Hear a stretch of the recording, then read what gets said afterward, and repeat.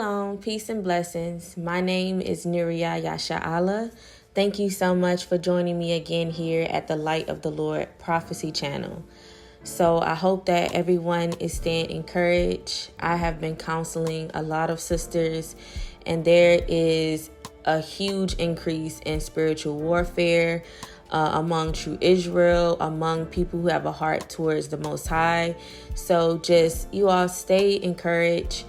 Focus on obeying the Most High, walking in the fruits of the Spirit. Don't be shaken. Don't let the seeds of Satan cause you to stumble. Don't let him plant a seed in you and allow it to grow. Don't dwell on depressive thoughts, negative thoughts, thoughts of doubt and disbelief. None of that. I feel like this dream is a perfect dream for you all who are truly seeking righteousness. I had this dream in 2022, but even more now is it the perfect time to release this dream. I titled it First Fruits. And it is, of course, encouragement for those who seek righteousness, for those who seek the heart of the Most High. This is a prophetic dream. I was given a look into the future. All praises to the Most High for that.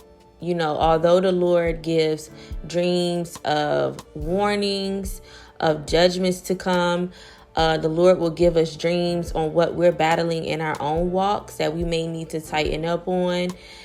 He may give us dreams to reveal things around us, people around us, but also the Lord will give us dreams of encouragement. So he's so balanced and so I could just go on and on about the love, the compassion, and the mercy of the Most High. And I feel like this is a perfect dream to share with you all today, especially as things continue to turn up in the spiritual realm. As we get closer to the beast system, a lot of people are just seeking the Lord in fear and trembling. They may not know much about what's to come. How does it look for those who seek righteousness when the beast system comes? But the Lord has his hands on us.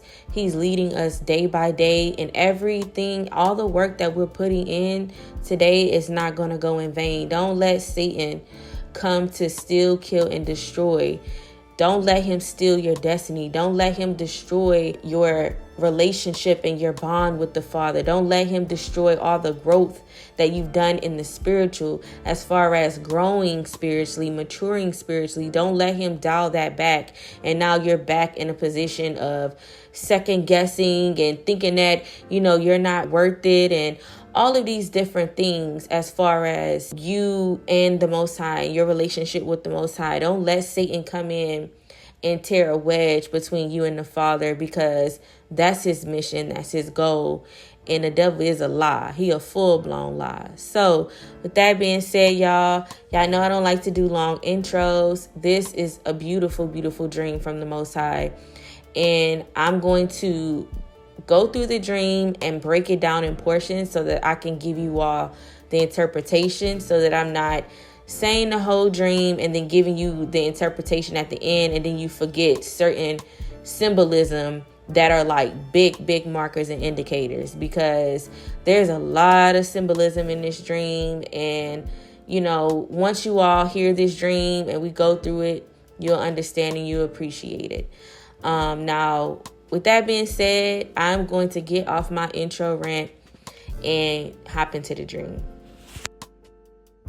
The beginning of the dream, I popped into this area that was completely busted up. I mean, the streets were blown up. All the roads were filled with debris and rubble. There were cars that were just out of commission. Some were just partially blown up. Some looked like they were just not working, either from an EMP or whatever it may be.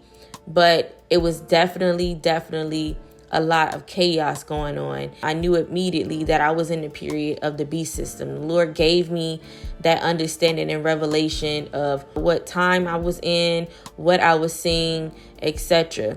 So as I'm observing all of this chaos going on, people were walking. You didn't see people driving cars, etc. That was the normal thing. And that's another indicator of the beast system period. Every time I have a dream about being in the beast system period, I'm always walking. I'm always with groups walking, running, walking. It's very rare that we're in some sort of vehicle. I can count on one hand how many times I've seen myself in some sort of vehicle. But needless to say, everything was just very chaotic. Now, as I'm continuing to observe everything, I see these large, robotic, giant, alien things walking around. The best way I can describe it was, if you ever seen that movie, what is it? The War of the Worlds. And it was those creatures that came from underneath the ground and had multiple legs. They were super robotic technology but it was aliens in them. I'll put a picture, but it was comparable to that. And when I seen these things, they were walking very slowly, and I seen about 3 at first, but I knew the further you would look or go, it would be more and more of them, because they were just moving all through this area that had already been blown up. And when I seen them, I knew immediately that if it got me, it would kill me. I just had that understanding in the dream that if this thing caught me, seen me, it was going to try to kill me or kill me. So I knew as soon as I seen them to dodge and get out of there. So I just immediately started running. And when I say I ran. And I ran. As fast as I could. I'm ducking and dodging behind certain buildings, certain piles of rocks that were blown up debris from buildings, anything that I could use to basically hide myself to get as far away from these things as possible. Now, as I'm running, I always like to use the word download, because that's literally the best way I could describe how the Lord gives you information in the dream when you're going throughout the dream and you don't really know what to do, but the Lord will give you instructions within the dream. Sometimes it's an auditory voice that comes from above you, this deep, super strong voice. But then sometimes it's the information is downloaded into you, or you just have the strong discerning of spirits where you know. But at this point, as I'm traveling, I was given the understanding that I needed to search for a certain type of building. And in this certain type of building, there was this certain type of material.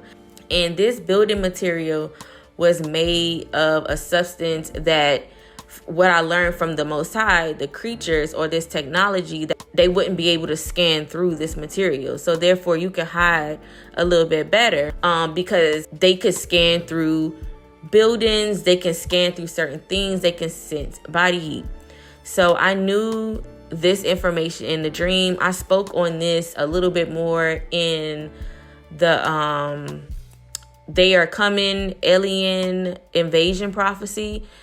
I was given an understanding again in that dream about this brick-like material. And it was this, the best way I can describe it was this brick-like material. It was a red brick-like material.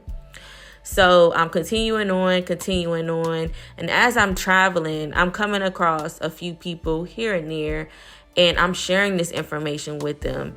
And I'm doing it in a way of a warning, you need to find this type of building so you can hide and remain safe for a time. And then I'm just, continuing on my journey. But as I'm continuing on, then as I'm sharing this information, I noticed that a few people here and there are starting to follow me now. And I felt in the dream, they could see some sort of anointing on me. So I'm going to pause because I want to give the interpretation of this first part of the dream. So we know that the time period is the beast system period. We know that certain laws set in place that are going to go contrary to what we know is righteous in the eyes of the Lord. There are going to be a lot of standards that go against us as believers of Christ, those who seek righteousness. So we know that during the beast system, we are going to get displaced. We are going to have to flee. It already talks about it in Revelation 12 about how true Israel and those who cleave to true Israel will have to flee into the wilderness to a place that has already been prepared for us. So with that being said, what I described is exactly how it's going to be. It's going to be chaos. It's going to be all of this technology and Nephilim, and it's going to be a lot going on in Babylon. And if you are new to this channel, the United States is the daughter of Babylon that is discussed in the book of Revelations. Now, with that being said, there is a certain material. It's a brick-like material that in that day, if people are able to find this material, this brick-like material, they will be able to be in a place where these creatures won't be able to use their scanning technology. So meaning that they cannot read your body heat through it, which will give you a better chance of hiding out. Now, if you're in a building where they can scan right through it and see, okay, there's 2 living, breathing bodies there. Okay, let's send agents in there. Let's send our devices and what have you into this building. But the Lord revealed to me on 2 occasions, there is going to be a type of material made of a certain substance that these creatures and their technology is not going to be able to scan through. Now, with that being said, I'm going to continue on with the dream. Okay, so continuing on, as this group of stragglers here and there start to cleave to me, we are now traveling together till we reach this building that resembled a very old bank. And this building was made out of that brick material that I just went over with you all. But we decided to travel further into the building to the very, very lower level where the bank vault is located. And we knew that we can rest here, regain our strength, eat, do everything that we needed to do to get our bodies prepared to continue on to move. Because in this time period, we knew that no place you could stay there for too long. You can't take up habitation in any place too long. You're going to have to constantly be on the move because there is an enemy that is constantly searching and looking for you. And you don't want to stay in a place where you get complacent, etc. So I knew that I was just going to be stopping here for a second to gain my strength and then continue on. Now, not much time goes by before I head out and leave this vault. And as I head out to leave this vault, I knew that the Lord was about to take me to another scenery. It's fascinating how the Lord story tells in a bit of a way. Dreams are a spiritual communication. The thing is discerning whether it's from the Most High or whether it's from the enemy, because you can get dreams from both. But it's amazing how he story tells when he gives dreams. And I knew that the scene was about to change, and the scene did change. So once the scene changed, I'm now in what looks like a school gym, and I'm with a group of true Israel. And I knew this was my group. All of us were true Israel, melanated folks. Today, they would probably call us so-called African Americans, Black people, whatever it may be. But by blood, we are true Israel. I knew that this was my group. It was a very small group of us. It was about 6 or 7 of us. And we're traveling together, and we come across this other group that appears to be true Israel as well. They were all melanated folks, and the leader of this group was a man. And as I'm observing this group a little bit more, I noticed that they were blind. And not only were they blind, some kind of way they maybe heard us or what it may be, but they started trying to kill me and my group. So they're adamant about killing me and my group. They know that we are true Israel as well, but they have this very, very contentious and spirit of strife within them. They are very, very bent on trying to get us. And because they were blinded, they can't see us. They can only hear us. I looked at the other members of my team, of my group. I look at them, they look at me, and we just really? Really? Y'all are trying to kill us and y'all are blind. And we just was like, okay, we are just going to stay quiet. Like, we're looking at each other. We're talking with our hands and pointing directions. And we're in this 4-wall gym-like room. But on the other side of them, behind them, there's an exit door. So we're just going to be quiet. Everybody is like giving the sign language to each other and just like inch around them really slowly and very carefully to get around them, because they can't see us no way. If we make noise, they can hear us. But if we be quiet, we can just exit out the door. So we exit out the door. We all make our way towards the exit door that was on the other side of the room. My group, just like I said, stayed quiet, and we made our way outside. Now, once we made our way outside, we see the wilderness. And the best way I can describe what I seen is, I'm going to use a compass: north, south, east, west. So imagine that those that are listening to this, you're in the middle of that compass. Towards on the west side was the building and the room we had just came out of. Towards the north was a very large wooded area with dense and very thick like forest. And I knew immediately that was the wilderness that we needed to head to. On my east side, there was this beautiful, beautiful planted vineyard with, I could tell it went for like miles back. And it was full of these rows and rows of these fat, juicy grapes. And towards my south of me was this very large lake. Now, the vineyard immediately caught my attention because we're in the fleeing period, we're in the wilderness period. So food is at a scarcity, and this vineyard had grapes that were just, it looked like this vineyard had been so perfectly preserved and not a grape was touched, but none of the grapes looked rotten. None of them looked like they were falling, like decaying over time because they had not been picked. It was like this vineyard had been perfectly preserved and had like really, really ripe grapes on these vineyard vines. And as me and my group, we're taking a closer look, I start to notice that the vines are growing over something and almost like encasing something. So I'm taking a closer look, like, what is these vines growing over?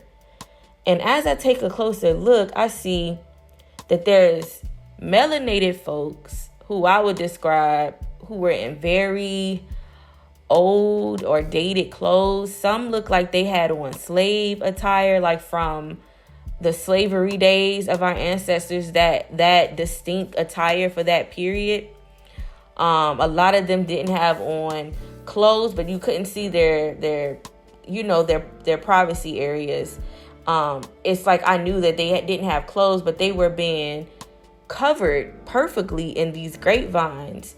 And another thing is that in a lot of dreams, I have the ability to smell and along many other things. And I noticed that these were dead bodies, but they didn't have a stink, and they didn't look like they were decomposing. It wasn't like bones or like rotting flesh. It looked like they were sleeping, but I knew that they were dead, and they were wrapped so perfectly by these grapevines, and these grapevines were on these like posts, like these wooden posts. If you think about those posts for like a wooden fence, it was like long, tall individual posts, and then it's like an individual grapevine bush on it, but the body is underneath, being held up by the post, but the vines and the grapes are growing around it. And it was, as I noticed, it was hundreds and hundreds and hundreds of these going all the way back towards the east.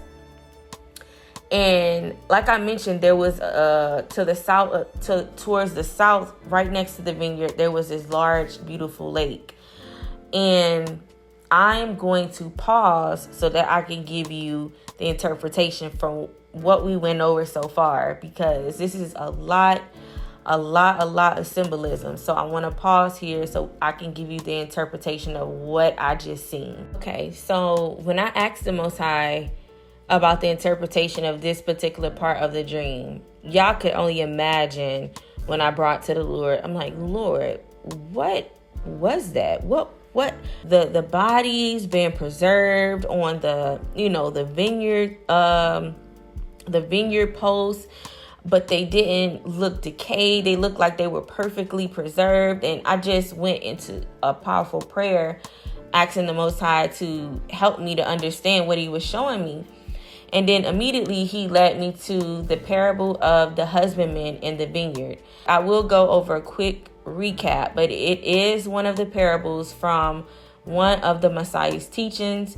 It's discussed, I think, a couple of times throughout New Testament, but you can read a little bit about it in Matthew 21:33-46.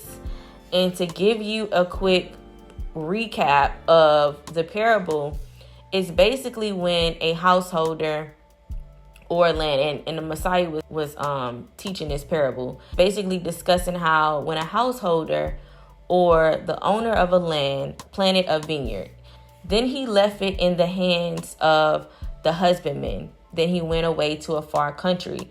So a husbandman is just a plower or a caretaker of this vineyard, but they do not own this land at all. They are just given the responsibility to maintain this land that actually belongs to the householder. So, continuing on with the parable, when the land or this vineyard became filled with fruit and ripe and it's ready to be harvested, so the owner of the land sent his personal servants into the vineyard to go and retrieve this fruit. But the husbandman decided to persecute all of the servants that came to retrieve this fruit. So they stoned them, they murdered them, they did all of these things to the servants that were sent to retrieve this fruit. So then the householder continues to send out more and more servants to retrieve this fruit, but then they are killed. So then the householder says, you know what, I'll send my son. They should reverence and give respect to my son because this is the heir to the inheritance, him. So they should respect him since I'm the owner, and by inheritance, the land goes to my son. So me sending my son, then they'll show respect and give honor and then give him the fruit of the land. Of course, that did not happen. The husbandmen thought wickedly and they said, let us take this inheritance for ourselves by killing him. To continue on with the interpretation. So Yah was showing me a visual representation of, like I mentioned, the parable of the wicked husbandman in the vineyard. And all of the corpses that I seen on these posts represented all of the servants throughout the known history of mankind that were sent out to retrieve this fruit, that were sent out from the Father to retrieve this fruit. But on account of the wicked husbandman, a lot of these servants were put to death. And the Lord was showing me a visual representation of this, but also it ties all in together. So I just wanted to pause real quickly to give you all the understanding of what the people that were dead attached to these posts were and what it symbolized. So it's going to all tie in together as I continue the dream. Continuing on with the dream, because this will all tie together in a second, right? So my group, as we are observing all of this, the vineyard was perfectly preserved. Like I mentioned, the fruit was ripe, plump, juicy grapes that I can tell had not been touched. We start to grab the grapes and then load up on water. So we start to grab from all of these grapes and load up on water from the lake. Remember how I mentioned there was a lake on the south side. So we started to load up all of the water and what have you. We retrieve the first of the harvest. We retrieve the first fruits. And we load up on everything. We load up with all of these grapes. And now at this point, we're about to head towards the north, which I just described as the wilderness. As we're getting ready to go towards the north, I paused and I decided to go back into the building. And I want to pause here because this is why the fruits of the Spirit is so needed. And this is another reason why we are to diligently strive to obtain and move in the image of the Most High and move in the image of righteousness, because someone who doesn't have the Spirit of the Most High dwelling in them, they're going to have the opposite of the fruits of the Spirit. They won't show mercy. They won't have patience. They won't be long suffering. They will lack faith across the board. Now, with that being said, someone that didn't have the Spirit of the Most High in them, if someone was trying to kill them, the first thing in their mind would be, forget them. They blind anyway. Let them stay in that room stuck. They looking for us and we've been out of here. Forget them. Da da da da da da. But the mercy that the Lord put on my spirit in that dream was, you know what? Let me go back. So I decided to go back into that room towards the west, and I still seen them, their whole group, still wandering around blind, not able to see, still looking for us. And we been out of the room. I mean, been out of the room. They were just walking around just lost. So I go up to the leader of the group and I told him, hey, we been left. I decided to come back to tell you that all of this, everything that y'all are doing, you are trying to kill us, your brethren. This is pointless. You're blind. You didn't even realize that we had been left. And then I explained to him, we should stick together because our enemy makes no difference between us. And I'm basically telling him those creature things that we're running from, that is our enemy right now. We shouldn't be fighting with one another. We shouldn't be at odds with one another. And as I'm telling him this, you know, they want to kill us both. We need to team together and etc., etc. I can feel the humility beam into this man, like bing. And he said, you know what? You're right. And he apologized. He was very, very sincere. He was very, very apologetic. And as soon as he apologized, his eyes were open. And when his eyes opened, the rest of his group's eyes opened. And then they could see that they were wandering around in a room blind. His entire group's eyes started to open and they could see where they were. I can tell that they were embarrassed of how lost and how naive they were, because they were wandering around blind in this basically this four-walled room. Then we showed them the way out of the door that we went out of. We showed them the door, the way out the door. And then when they went outside of the door, they seen the vineyard that we had just retrieved the grapes from. So they were able to see the lake. They were able to see the path towards the wilderness. They joined into our group. We told them to grab some grapes and some jug of water as well. Then our groups joined together. I remember us putting the children in the inside. Some kind of way children popped up at this point. But the children were in the inside. And then there were, I remember me being in the front and another male being in the front. And then we had some sort of perimeter all around. So it was protection around our group. All the children were in the middle so that there was a layer of protection around them. So we continued on. We headed towards the wilderness together. And as I'm continuing to get the interpretation of this dream, the Lord showed me that the first group, those are the servants of Yah, the inheritors of the vineyard alongside Christ. This group, the first fruits, is going to be responsible for helping bring in the harvest of the Most High.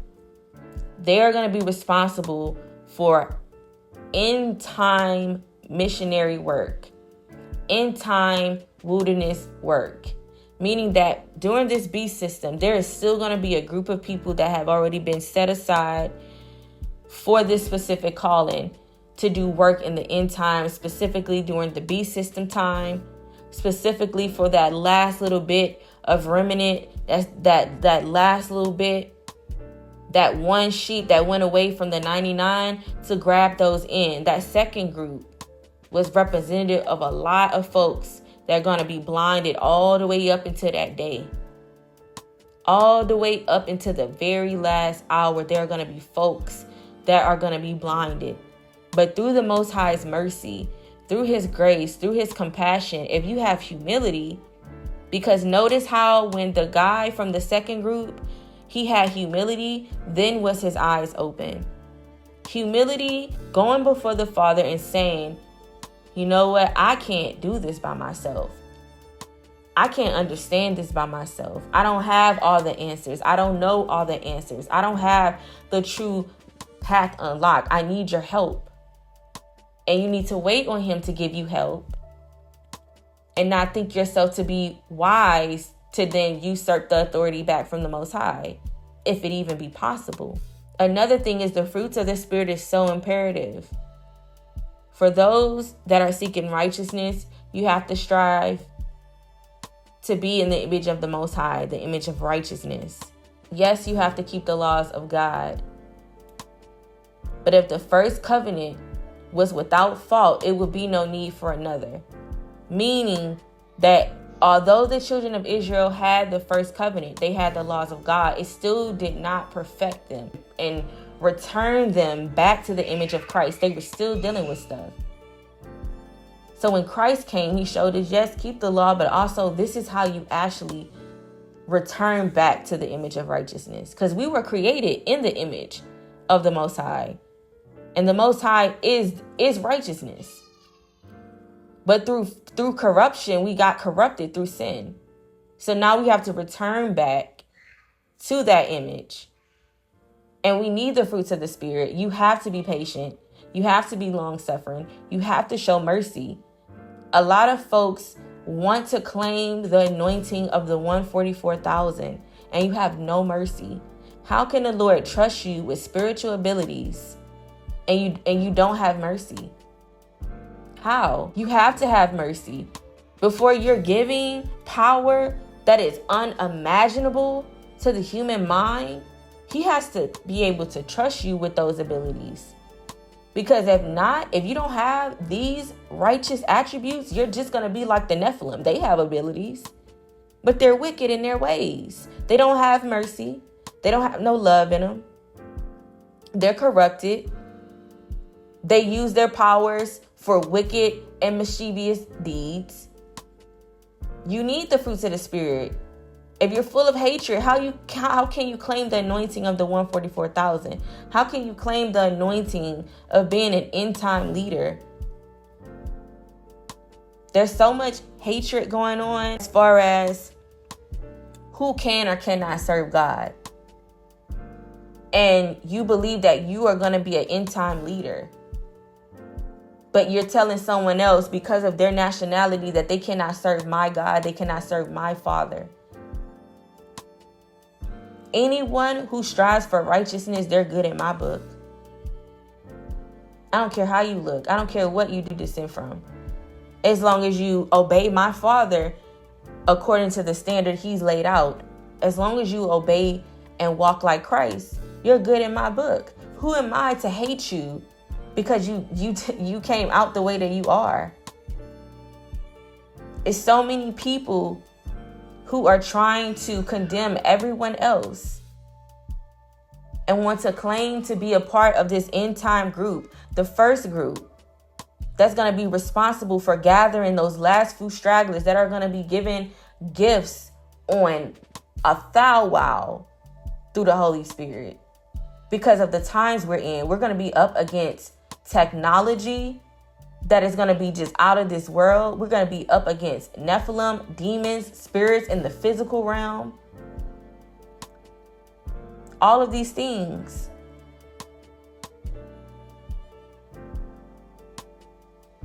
And if you truly, genuinely want to be a part of these things, and you have a spirit of hatred in you, and you're telling everyone else they can't serve God because they're not a Hebrew and they're not of true Israel, you might want to reevaluate yourself. Because I didn't even make note of this. But during that first half of the dream, those stragglers that were following me around, they weren't true Israel. I wasn't around true Israel until the scene changed. And then I was in my group, that first group of true Israel. Those, of course, those that are going to be used in that capacity are going to be from true Israel. But all of them know and are going to know that whoever has a heart towards righteousness and really wants to walk in the image of the Most High, you're good in our book. Who are we? Because if it wasn't because of the Most High's mercy, we would be just like them. He could have left us to a depraved mind. He could have left us in our sin. He could have given us over to our iniquities. But he showed mercy on us and showed compassion on us. So we, as those striving to be in the image of the Most High, we have to reflect those same attributes that he have. All y'all talk about is, but he hated this person. He hated this person. Do you believe yourself equal to the Most High? Ooh. No. For those that seek righteousness, there's a lot of spiritual warfare going on right now. But let this dream be encouragement that the Lord has beautiful, beautiful things set aside for specifically us. The times that we're about to go into is going to be a time of beautiful miracles, of beautiful gifts that will be given to us, spiritual gifts that you would never be able to imagine. If you thought what the disciples did in the New Testament and what the prophets of old did in the Old Testament was beautiful and amazing, you have no idea of what is to come. I've seen them. I've seen the abilities that true Israel, those that have been set aside for that particular calling, are going to have. The righteous are going to have in those times. Cling to him. Let this be motivation. Do not let Satan knock you out your position. Because Satan is a hater. You hear me? He is head hater in charge. He's going to use every which way possible to stop you all from reaching your destiny, from hearing your calling and walking and moving in your calling.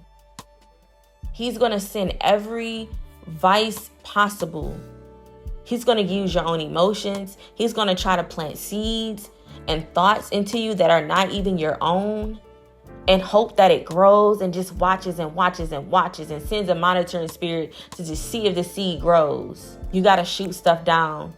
You got to stay in your word. You got to read diligently. You got to keep going to the Father and ask him, Lord, what can I work on today?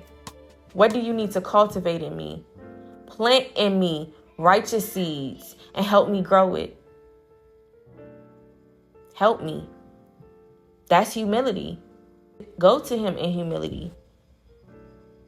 Leave the doubt at the door. Have faith and trust, no matter how your circumstances look. The problem with mankind today is that if they don't see something, they don't believe it.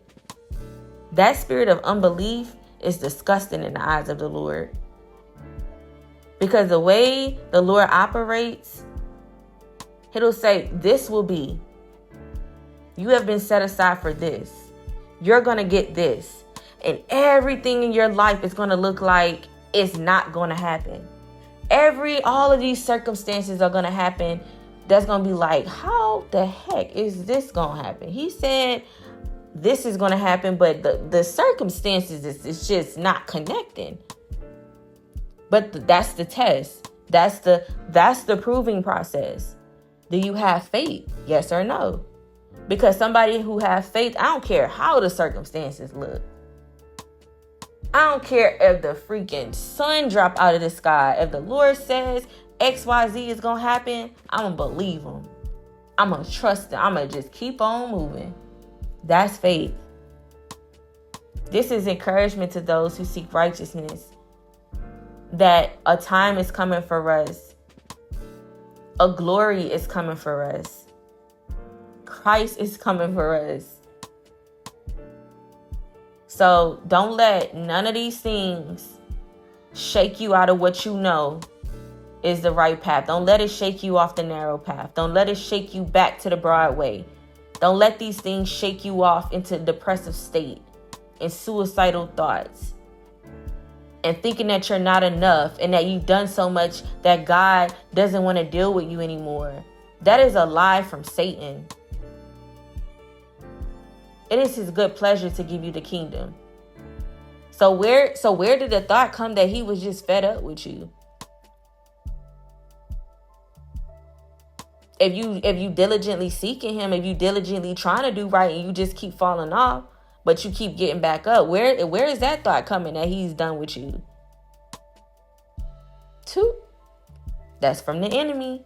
So with that being said, you all stay encouraged. Until next time, my name is Nuriya Yasha Allah. This is the Light of the Lord Prophecy Channel. Shalom.